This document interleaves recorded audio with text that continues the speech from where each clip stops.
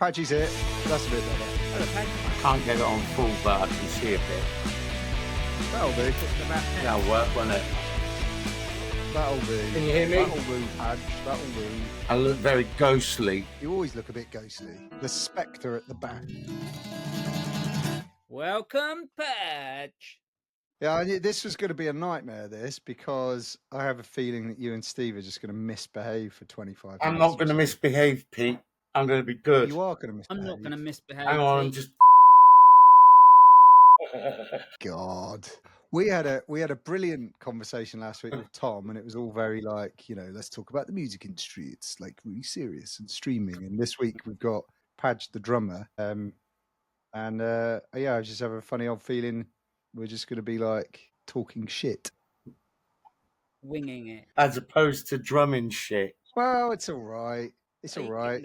No, you can't be saying that. Love. That's rubbish. So anyway, let me just call a bit of order, and we'll try and plough through this. Well, Steve Press record then. tinkers his way. You up? Press record. Oh, it's been recording the whole time. I always do that. You know that. That's the best bit. So I think we're going to have a kind of 25-minute conversation. I want to cover drumming and drummers. And the reason I want to cover drumming and drummers is because we've got Chris Page with us, Padgey. Padgey's here. Hey. Hey. Say hello. Say hello. Hoopla. Hoopla. There he is. Hoopla. Yeah. Padge is the man at the back of the band that beats the drums quite magnificently. And I just thought it'd be interesting for us to all have a conversation about all things drumming and drummers and stuff for about 25 minutes. And I have a funny old feeling we're probably going to go off on various other topics anyway, because we'll bleed drumming dry in about 5 minutes, because there's not much to it, is there, Chris? Oh, really? I get very bored with drumming things. You just beat stuff in time and everyone else locks hopefully in time now and again, I'll tell you what I am going to have. What I did, Chris, let's start, right? Because, people who know Electrasy, Paul is the original drummer and things like that. You've known the band for a long, long time though, haven't you? You've been around with the boys for a while. You're from Leicester originally, but you're basically a Weymouth. Corby. Yeah. In Northamptonshire. When did how'd you get into town, isn't it?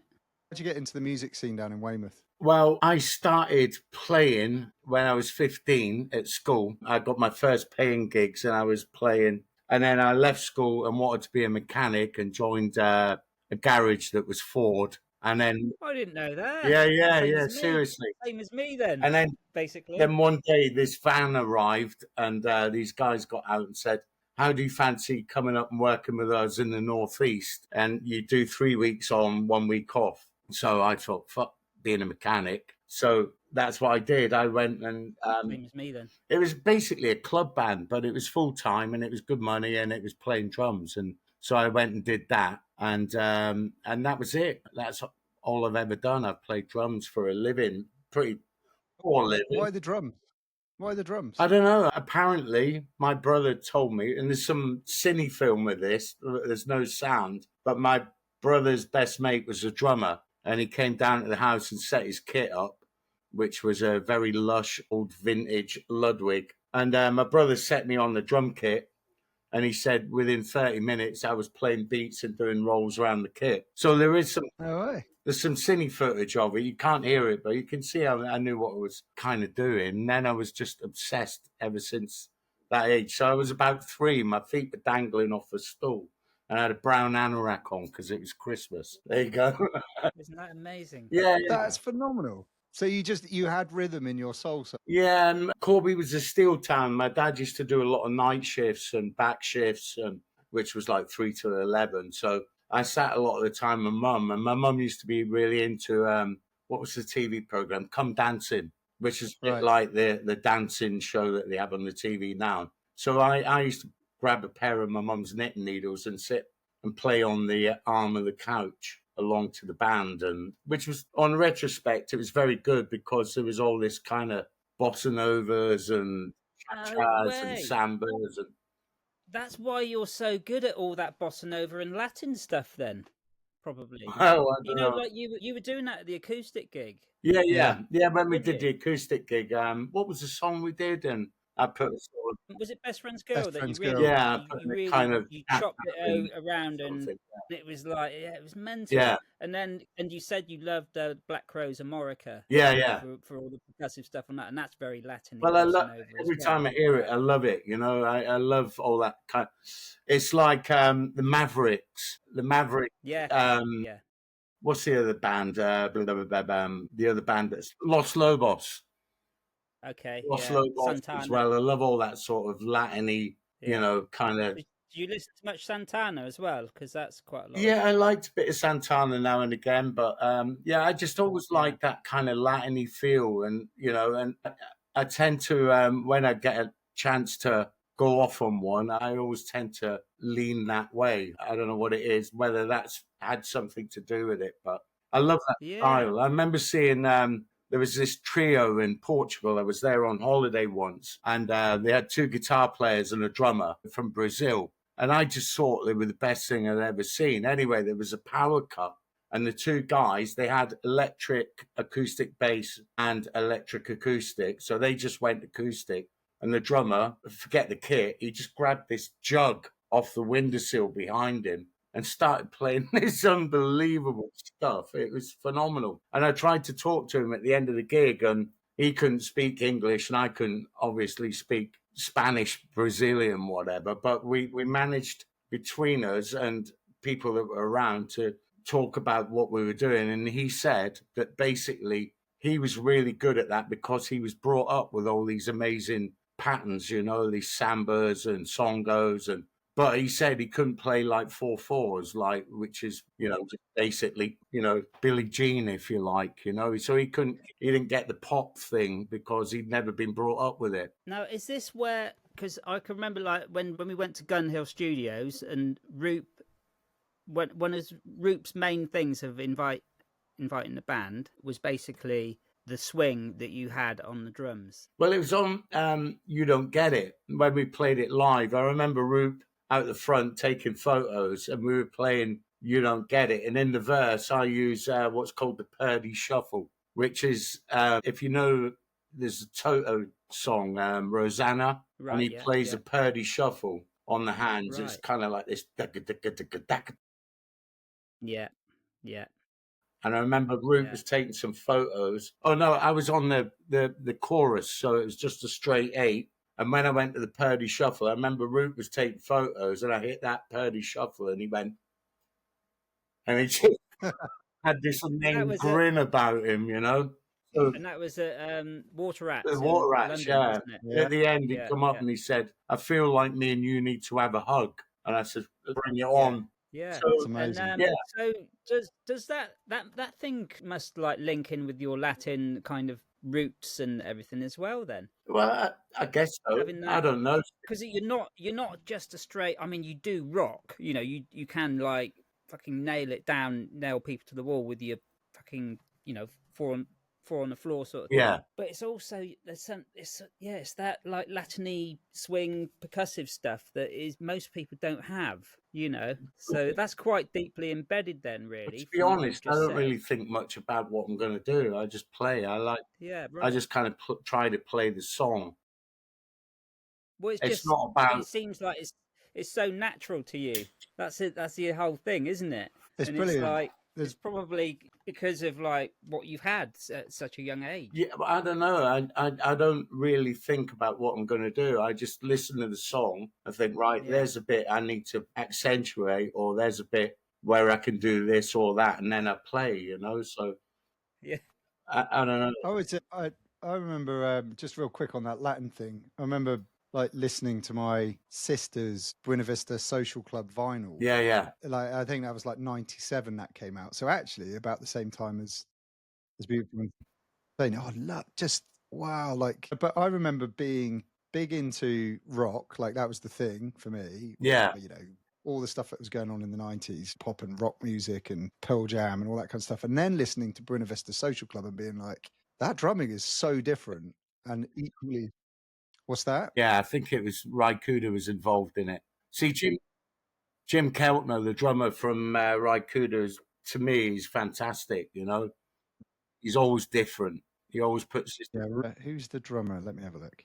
But yeah, it's crazy. It's really interesting, like, to think that so many influences. What was your I don't want to go too deep into like picking apart your influences and all that kind of stuff, but what kind of music were you listening to growing up then? Well, when I was a kid, like I say, just after my brother, so I got to about 5 or 6, and I used to go and stay at my sister's, and my sister had a load of old singles, like the Hollies and the Beatles and all that kind of thing. So I used to just put loads of records on and play along to it, But then I started playing. I played all different styles. When I was about 15, and I started gigging for bands that were paying, weirdly, I remember doing some weird kind of gigs. There was a club locally where there was a piano player, this old woman called Eva Hallett, that used to play all this sort of strict dance time. And me and my cousin Ricky, who originally played with Electrasy, he was a drummer as well. And we both used to do this gig with Eva where she'd say samba, rumba, tango, whatever it was. And we just had to play, So then from there, I went and started playing with some club band, like say up in the Northeast. Then I joined a country band because it was it was paid, and that was brilliant. I loved it. It was great. And I learned that. Then I went off and played with a band called Energy. Funnily enough, they sent me a CD. Look at that. Yeah, old rock band. And I went pro with them for about 7 years. And it was phenomenal. They were a great band, really great band, great front man. It was a kick up the arse. In fact, I remember the first gig I did with them was in Peterborough. And before we went on, because I'd sort of rehearsed with them, but I was still a little bit nervous about whether I knew it. So before I went on, I said, look, who am I going to look at that's going to nod for the breaks in the song, just a little bit of comfort. And the bass player said, follow me, I'll nod you. When we got on, we started playing. He was just constantly like that. And I thought, I'm in trouble. We got halfway through the first song. It was louder than anything I'd ever played. And I remember my ears just went into this whistling mode. I couldn't hear anything the band was playing. And I just thought, I'm going deaf. And I remember checking the guitar player's foot, and that was my timekeeping. So I kept time with his foot. And when we finished the song, my ears come back. They must have just shut down in defense, Crazy. And then that's amazing. Yeah, and we went out. It was good fun. We went out to Dubai. We did quite a lot of work in Dubai. Did you? Yeah. Blimey. We did a lot of sort of residencies in this hotel pub, because if you're going to drink, back in the day, if you were going to drink, you had to go to a hotel. There was no pub. Yeah. It's still the same, actually. It did. So we were in a place called the Red Lion, which was the Metropolitan Hotel on the Abu Dhabi Road. Funnily enough, I went back there 2014 and did a gig, and it was, I never recognized it. It was mad. It's just it's crazy. Changed, yeah. But it was brilliant back in that day. And then I came back, moved to Weymouth, and started trying to find some What gigs. took you to Weymouth then? I think because my cousin was down here playing with the Little Green Men. Yeah, and Tommy. Yeah. Is Tommy? Yeah, Tommy was in it, Stevie and Wills. Because were the Little Green Men a band in Corby? Yeah. Already, and they was there not a lot going on in Corby then? Not gig wise. No, I came down to see Ricky for a weekend, went home and got all my stuff and moved down, and that was it. Because obviously there were a lot of gigs happening in Weymouth, and it had loads. feeling almost like a Seattle scene within it. Oh, it was phenomenal. On a small scale, but it was incredible. It was phenomenal. Which is actually, I remember, and Pete came to Verdi's when one of his first gigs was seeing us. Yeah, I did. I did 15 gigs in 11 days and still had 2 days off. It was mental. Yeah, exactly. But then, met Ali and met you guys. I don't know if you remember, Steve, but when it come to the end of Above and Beyond, and Simon wasn't playing, you needed a drummer. So I stepped in. Right. So I actually did the end of the Above and Beyond gigs. And I can remember going to the gig. I think it was Above and Beyond, but I was with Ali in his little Peugeot. Remember, he used to have the Peugeot? Yeah. And we were driving to this gig out sort of Chard Way or somewhere like that. And I remember never being as scared. We come up to this crossroads, Now he's driving and he's talking to me and he's belting along and he's coming up these crossroads and I'm thinking, shit, he hasn't seen the crossroads, and he just turned his lights off and there was no lights coming from any direction. So he just straight over it. And I remember him playing Morning Afterglow on the cassette on the car, because he said to me about the band and he says, what do you think? And I went, I don't get it really, Ali. Same as me then. Same as me. It was just acoustic, I thought it was a bit crap. Did you? So yeah. No, I was. It was like how wrong we are, eh? Or something. It was only Ali that actually, really like plucked it out. Yeah. And said, "Oh, this is amazing." We played in a band called Frank together. That was with Mick Taylor, and we were doing. That's it. That was covers. Well, that was also. Was Paul playing bass? Yeah, Paul was on bass. Yeah, that's Pearl Jam and stuff. Pearl Jam and Led Zepp. Yeah. And then I played in a band with Ali called the Hispeds, which was a great name. That was with Tony Wilson. Because the first time I'd seen you it must have been just after you'd moved to Weymouth, and I'd spoken to Marco, and he said, you must come and see my new drummer, Chris. He's the best drummer I've ever heard or played with. I can't believe that I'm playing with him.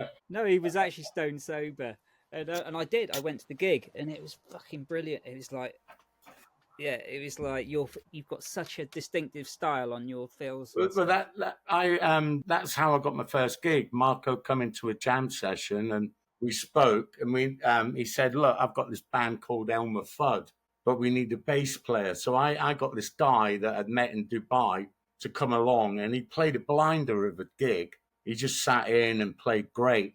But at the end, I said, "Marco, what do you think?" And he went, "Nah, not for me." I went, "Why's that?" He went, "I can't play in a band with someone that wears parallel trousers."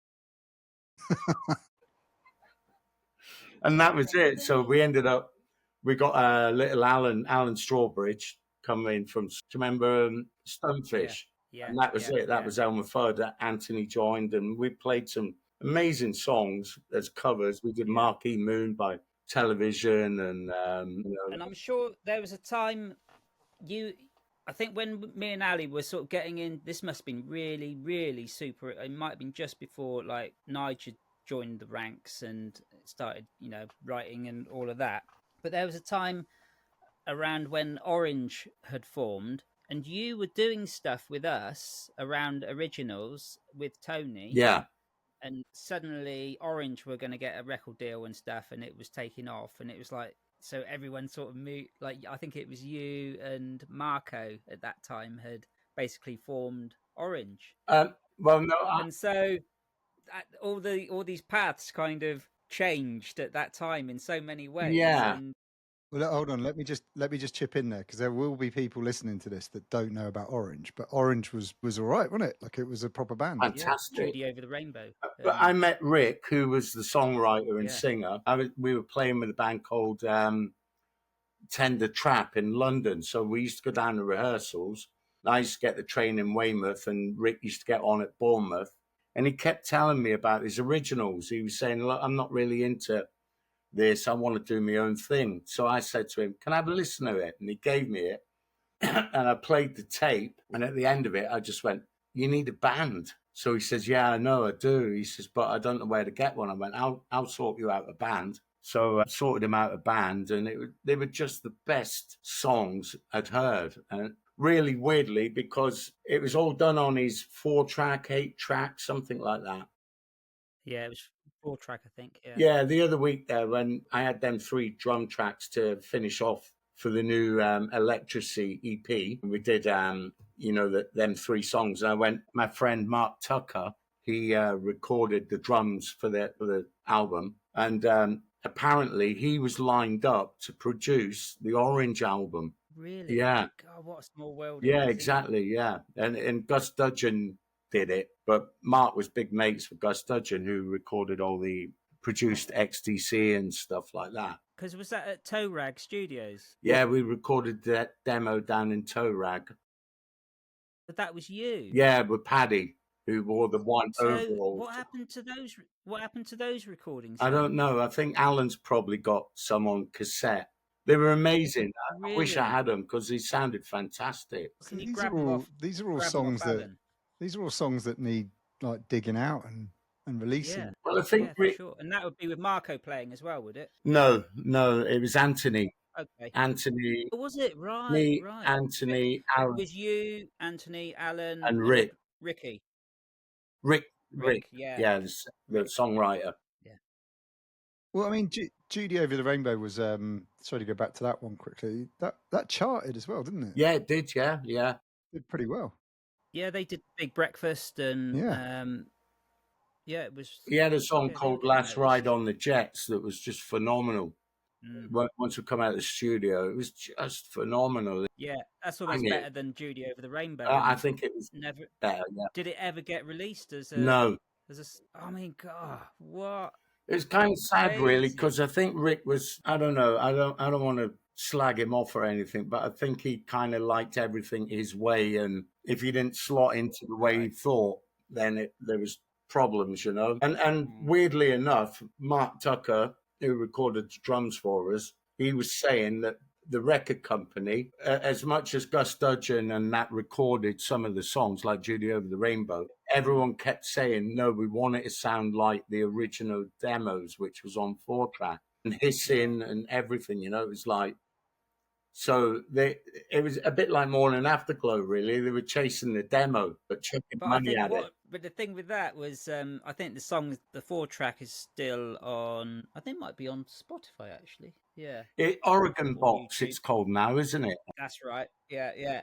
But on the original demo, it sounded, because it's about half a semitone or roughly thereabouts flat. Yeah. On the whole song, so he must have just recorded at normal tempo. Yeah, he was a big normal tape speed, and then turned it down. Yeah, which is why it sounds so like baggy. He was really into his Beatles, Rick was, you know, so he used to do a lot of that kind of recording, you know, slowing it down and then getting it all to whoosh and, you know. Yeah. Flanges. Phenomenal writer, though. Amazing songs he had. Every song. Real talent. I remember he played, it was like a C90, and every song was just like, oh my God, that's even better than the last one. It just kept going like that, you know, and it was so easy. It was so we did a shop window basically for record companies in what's the name of the place? Just outside Dorchester. It's the college there, and they had a cellar,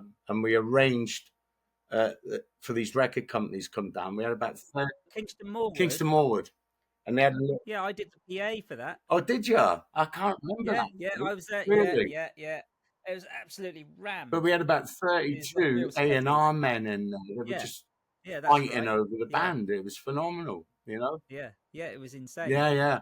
Because we had a PA for our band, you know, because I think that was probably the Above and Beyond PA or something. Yeah. And I think probably Paul Stevenson had helped as well.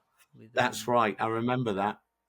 Yeah, because it was a really long walk down the corridors to get downstairs little cellar. It's never easy to. Got to lug this PA all the way down there. Just no trolley. Have you got a trolley or anything we can put it on? No. It's never easy. I love the fact that during that whole period of time, there's a web of people helping each other out. Draw a dotted line to anyone from any band in the Southwest, and they've all played with each other or set their equipment up or, you know, done it. It's brilliant, that little community down in the Southwest at the time. And it wasn't that there was any jealousy or anything going on. I think it's like everyone was there to support. I think there was a bit of jealousy, Steve. We were all a bit jealousy of Electrasy. In Orange? Nah. Well, they were doing it, weren't they? They were there. They were going for it. Because me and Tony moved down to London and stayed in the Electrasy flat for 6 months because you were never there. You were always off gigging. Yeah. You were all. Yeah, that was a good time.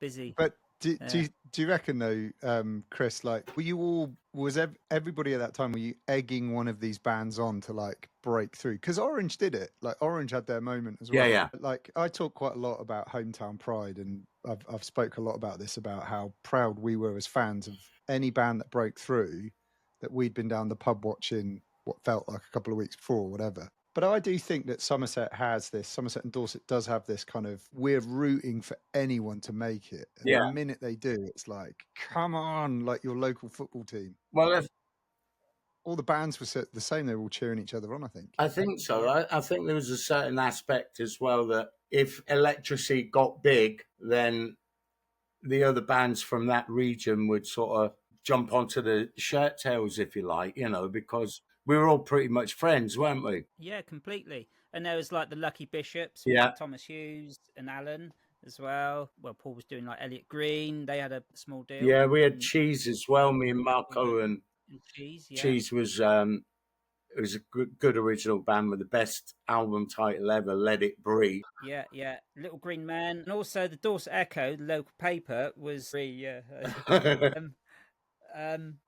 because we didn't have the internet, did we? So it was all in the local paper. Yeah. Marco and Chris Lonergan were doing the write-up and really plugging, that was the go-to place. Everyone bought the paper because it was like, where we go in Friday and Saturday night. Yeah. And it'd be like gigs on all the way through the week because there were so many venues. But it is. Yeah, Weymouth was the town to go cruising around. It was amazing back then, weren't it?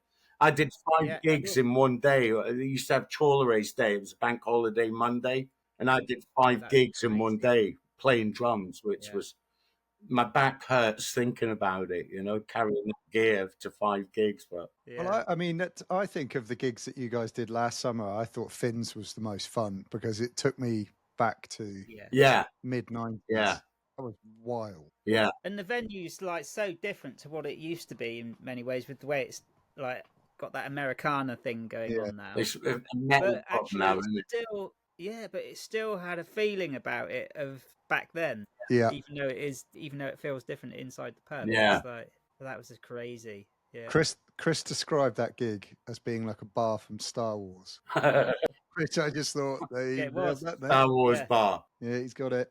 Yeah. Do you think what about like who are the big influences for you both around that sort of time as well? Like, were you looking just in at other bands in the area and going, they're really good, or were you also looking out and going like, oof, like that drummer over there or that guitar player over there was pretty awesome? Like, I never really saw many of the bands because we were always playing. You were always playing. Right. It was nuts, I mean, like I was making my living from drumming, and like we had residencies on a Tuesday, Wednesday, and a Thursday, and then your weekends. So you were just playing constantly, But there were some great drummers around here that I saw, It's 80 Millwood, who had connections with the band, didn't he? And Ben Waters, stuff like that. And I knew 80 pretty well.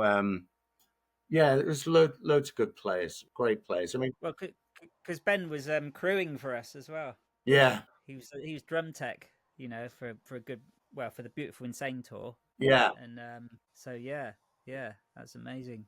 I was listening to it's a bit of a shame really, and I don't want to be that old fud that starts saying things like my dad might say, but I was talking to one of my son's friends recently who's a decent drummer. Like, he's all right, he's 15, he's a pretty decent drummer. Oh, how are you learning? Oh, I get YouTube up and I find videos of other famous drummers, and then I follow along to what they're doing and stuff like that. And I'm like, man, you got to find your own style. Like you've got to fudge your way through it a little bit, and they're emulating other drummers rather than being their own drummer. And I think you're of a breed, Chris, like an age where you could only really create your own sound and sort of make it up as you go along and try and stay in time and get the music right and everything. But like the way you drum is so distinctive, whereas I think a lot of drummers right now are so carbon copy because they're just doing it by the book or copying other drummers. Do you know what I mean? Yeah, I think so. I mean, like I teach drums in schools now, and I get kids coming in.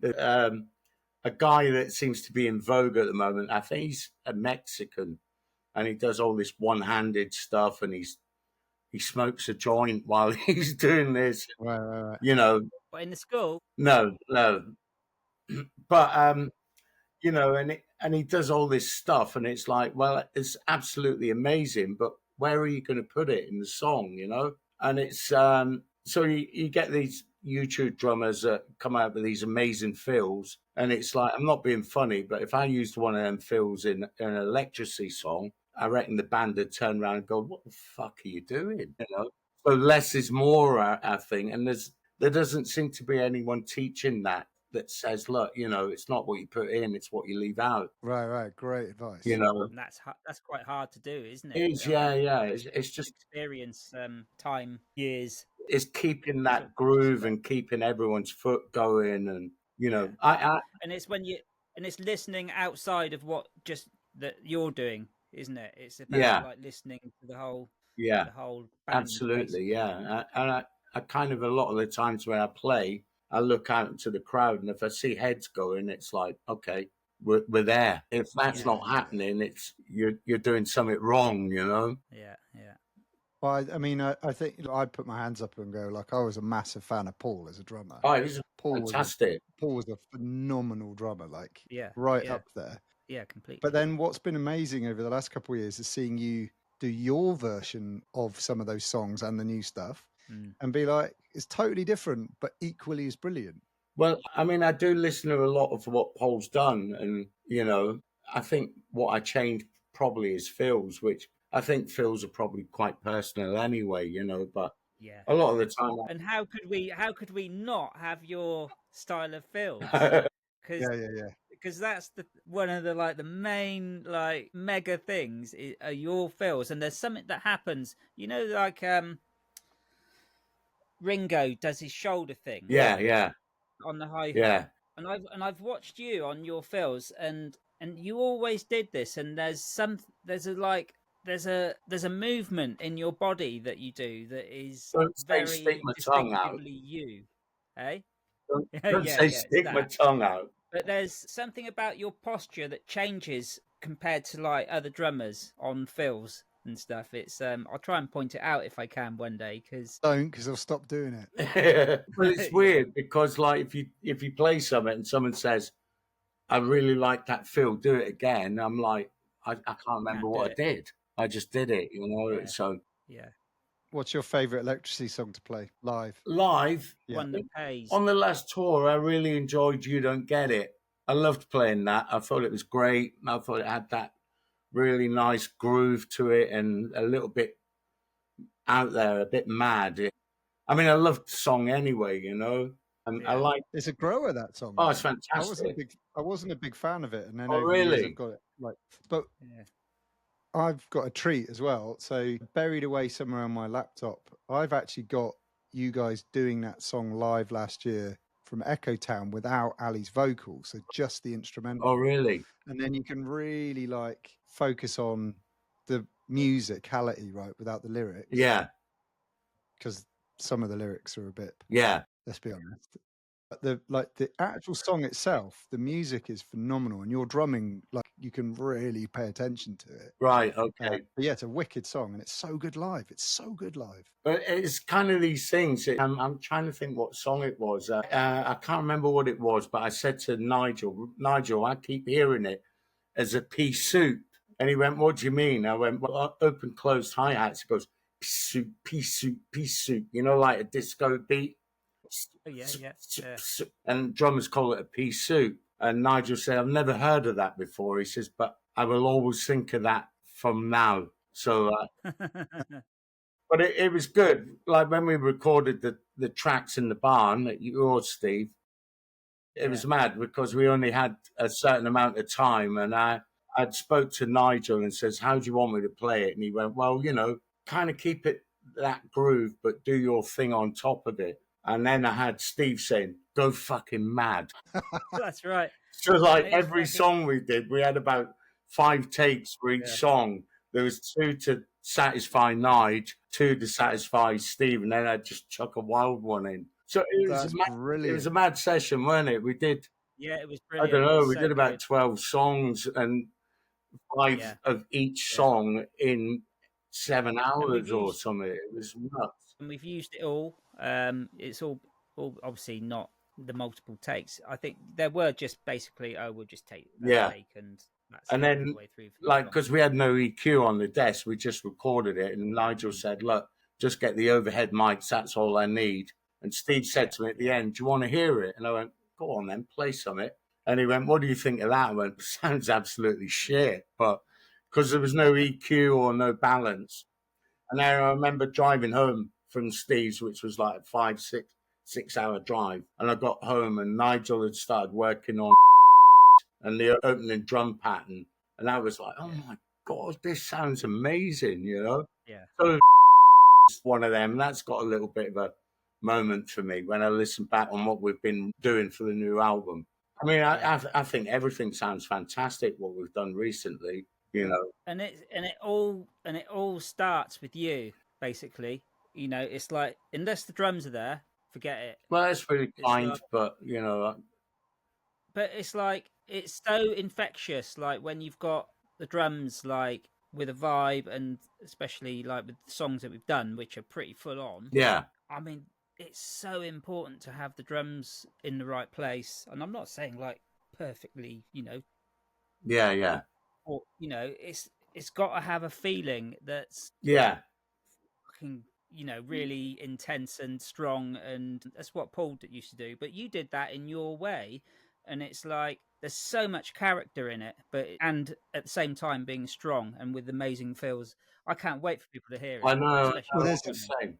I've got this thing. So you know how you would describe a band? Oh, it's a guitar band, or it's a, you know, solo or whatever it is. I remember for years and years and years just referring to Electrasy as a drum band. Yeah. Yeah. When people going, oh, like, what kind of music do they play? And me just going like drums. And I think some of these sort of new versions of the songs and stuff that came last year on the tour, and like it's amped that right up. Yeah. Yeah, and brilliant. Because Nigel was sending mixes that were quite English sounding with you know, the guitars up front, like Oasis. Yeah. Kind of, not that they're Oasis songs, but and then it was like, oh, put the drums and vocal up front and the guitars behind it, and then it was like, oh my God, this is a whole other thing. See, I find it very difficult to say because I'm the new one in the band, you know. You're the new, but you're the new original because you've always been there. Exactly. Haven't you? Part of the furniture. I have been there for a long time. It's been really weird. Completely. It's like TFI Friday. I watched you in TFI Friday with Seal. I stood with Seal and watched that. You've been ghosting us all the way through. And weirdly enough, I don't know if you remember, Steve, I accessed my iCloud and got some videos in. My son, who's 29, he's just turned 29 in March. There was this photo of this video of me and him. He was 2, and I'm giving him a cuddle, and behind is the poster for Morning Afterglow, you know, with the pink diamond on it, and Ali with the mask on. Yeah. That was like, that just freaked me out when I saw that. I was like, wow. Yeah. Just real quick, the other track I've got to just mention, because I want to get your opinion on it, that I think is going to hit hard. Yeah. That's a belter to listen to live as well. It makes you take a breath at the end of it, doesn't it? You sort of go, oh. That's a big song. And I think the drumming on it is like insane as well. Like it's crazy good. Oh, it's mad. It sounds mad. It's mad song. I loved like, you know, when we did the gigs, when Nigel never come over and we did it locally with Alex and stuff. And it was around the time of Wired for Dreaming. So I used to love playing Wired for Dreaming. Yeah. Do you like the album Wired for Dreaming? Yeah, I love the album. Do you? But the title track, I loved playing that. Yeah, I loved it. I always thought the bit at the end, everybody's gonna feel all right. I always felt it cut too short. I thought it was such a good hook. It should have carried on with. We've got it's another tick in the box for Wired for Dreaming. Nigel's losing this one. Don't he like it? He's not a fan of Wired for Dreaming, and Nigel loves I think we're just going to do a whole episode on it. Yep. And I want Nigel to listen to every track because I've said it David before. didn't like it either from the Britpop show. Right. Yeah, Dave doesn't like it. He said it's dog shit. Really? Yeah. Honestly, I think for a moment, I think it might. I said it before. I think it's some of Electrasy's strongest work. Yeah, I loved the album. I thought it was brilliant. Like Floating was fantastic. I mean, I love Floating. It's got a feeling, great isn't it? song. And it's not like a full on, you know, album. Certainly nothing like this next beast we're going to put out. No, it's so nice to just put on as an album. Yeah. Hold on, it does. There are a couple of moments on there. Like there are songs on there that I usually flick to if I'm in a certain mood. Like again, I've said it before. Dr. Zach. Yeah. Dr. Zach is crazy. Yeah, It's such a good song. Amazing. Such a good song.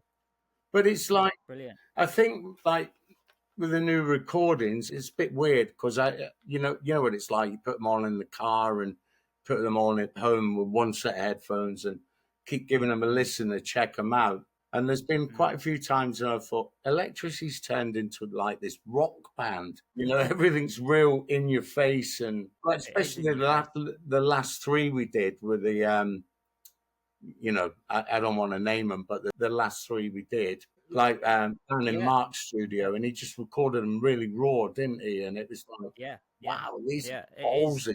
It's really raw. It really, it's full on. And I don't think anyone's really releasing anything like this. No. No. At the moment, it's been like a desert in terms of that kind of sound. What was I going to say? But you see, again, I've not listened to these and thought they're heavier than other stuff because it's how you play live. Yeah, true. Yeah. When you listen to Electrasy live from the 90s, they were ballsier than the album. A couple of years. Like you rock hard. Yeah. I know because we did like To the Other Side is a bit more, well, compared to this next one, it's kind of sits back quite a bit, and there's more Britpoppy kind of stuff going on in that, and you know, a few ballads and you know, Easing My Soul, quite chilled. And, so you know, it sounds great as an album, but there were people like, oh, are you going to do any more rock, like energetic sort of stuff? Really? No, I think we've come. Yeah, there was. You know, people loved that album, but it was like some people were okay. You know, you can do some rock now. Yeah. Okay, enough of that shit. Yeah, put your foot down. Yeah. What's the? Yeah, we're not like retired yet. So. I mean, I think "Falling from the Stars" is a massive song waiting to happen. It just needs, you know, with the right opportunity. It's an amazing song. Yeah. Yeah, it's probably my favorite. It's a fantastic song. It's just the hook on it is brilliant. You know, Ali's vocal on it, really lovely. And Easing My Soul as well, I think, is another one that's just like, what a song, you know? Yeah. Summer festival song, isn't it? Yeah. Well, let me just, I got a couple of questions and then we better wrap up, otherwise we're going to end up sitting here all night. What favourite drum part to play from any song you've done? What's the most fun song? I used to like, with any band? Any band, any band. Really weirdly, I got asked to do this. I was teaching in school today, and I had it was a young guy I've got to know who plays guitar, and he plays amazing guitar. And I said to him, who are you having lessons with? He went, I'll just do it on YouTube. And then I walked in and he was playing drums, and he was playing amazing drums. And this young lad, he's just got it, you know. Anyway, him and there's a girl that's his friend, plays baritone sax, which is brilliant because I don't like alto sax. I find it really, am I allowed to say it? I find it whereas baritone sax is real, you know. And so they said, could you help us out? And we need someone to play drums. Our drummers let us down, and we're going to play The Chicken by Jaco Pastorius. So I sat in with them and done that. And I thought, this is a great fun song to play because you can really play around with the timing on it, you know, like the one can move through the song. So I like that. I love Just Kiss My Baby by The Meters. Great song to play. Similar idea. You don't have to stick to the 2 and the 4. It's just you can play around everything. So they're great. And anything by Zeppelin and Deep Purple. There you go. Well, maybe you guys need to do your Zeppelin cover at some point. Yeah. Get Chris on that one. Yeah, definitely. We used to do What Is and What Should Never Be. Yeah. There were a few Zeppelin ones we used to play like before Electrasy. I've heard a couple of bands recently. You know, they've been around for a while, and I have heard a couple of really decent, like drummers and drum parts. Like, do you know the band the Cortinas? No, I'm not. I don't know. I used to own one. Right. Yeah. Well, there's a band. There's a northern band, and I can't remember where they're from. They've been around for a while, and they're called the Cortinas. And there's a song that they did called "Overdid It, Doll." Right. So you overdid it, doll, I think. And I could listen to that over and over again just for the drums. Oh, right, okay. I'll have to have a listen. Crazy good. Crazy good. I'm into Anderson .Paak at the moment. That's the drummer I'm watching a lot. Do you know Anderson .Paak? You know, totally different to anything we play, but there's a great live video of them at the, is it the Vans venue in London? You know, the skate venue? Yeah, that's right. And Anderson .Paak's playing there with his band, and I just think it blows me away. It's brilliant. He just looks like he's come out of Graham Central Station or Funkadelic or something, you know. He's got this big afro and pigtails with his nice sunglasses on, and he just plays these phenomenal drums. It's so smooth, and then he sings while he's playing, and the vocal line it's such weird timing against what he's playing. And then he puts on a drum loop and gets out front with the two girls and dances, and he's a brilliant dancer as well. And it's like, this guy just makes you sick. Were you actually sick? Yeah, I was twice, but I managed to hide it. I put some paper on it. Did you? Yeah. Do you know the napkin? Is it a tiny desk concerts or something, NPR, where they do it in an office, don't they? They I think. What are you talking about? He's gone. He's lost. No, it's called I think it's called Tiny Desk Concerts, and it's been going for years, and they do it in some office. It's like the record company or PR company office, and they get all these bands and they strip them down and they play. And they had Anderson naked. No, using typewriters, but they had Sting with Shaggy. Doing an American in New York, and then Shaggy jumped in, and there's all sorts on there. Los Lobos, check it out, it's brilliant. Well, I'm going to check that out. Yeah. The other one I wrote down earlier when I was like, best drumming I found recently was last year when Pearl Jam released their new album, which I know Steve's not a big fan of, I don't think, but Matt Cameron's drumming on the album from last year is another one that's like worth people just going and having a little listen to on the Dark Matter album. Yeah. Yeah, Cameron's he's so good on that album. So good. Yeah, I think he's all right. Ash Stone, do you know him? Ash Stone's a great player. He's very much in vogue at the moment as well. Everyone wants Ash Stone on their recordings. And funnily enough, my mate put him through his grade 8 exams. So he always gets the credit, which is justified because Andy is a fantastic drummer as well. But he sort of nurtured Ash Stone and got him in touch with the guy from Drum Tech, and his career just flew, you know. I mean, we've got amazing drummers down here. We've got Jeremy Stacey. Okay.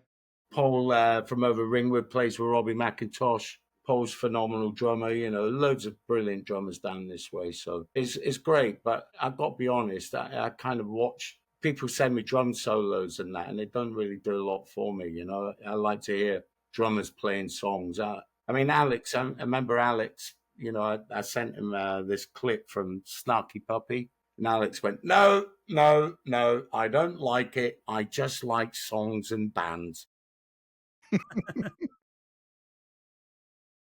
Amen to that. And Alex can play all that shit, can't he? I mean, Alex is an amazing bass player. Yeah, Alex always said to me, like, because I started like trying to learn some scales, which was never ever going to happen.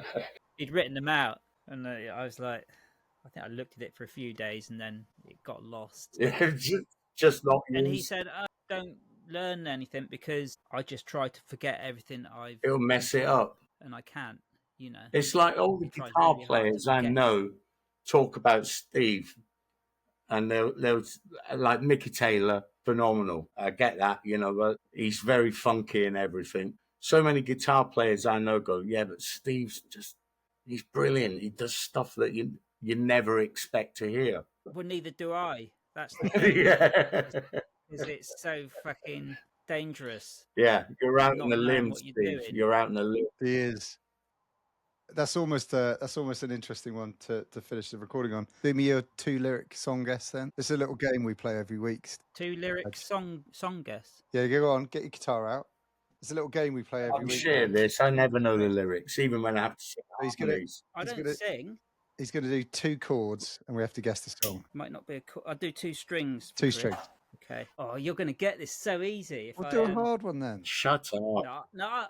Right, it's just going to be right. Okay, ready? Go on. Do it again. Do it again. Is this Is it an something that we Electrasy do? Sorry, Is this something that we do? it's not Electrasy, no. Do it again. But you will know this song. Crack a soul. Yes. Fucking hell, Padge. Yeah.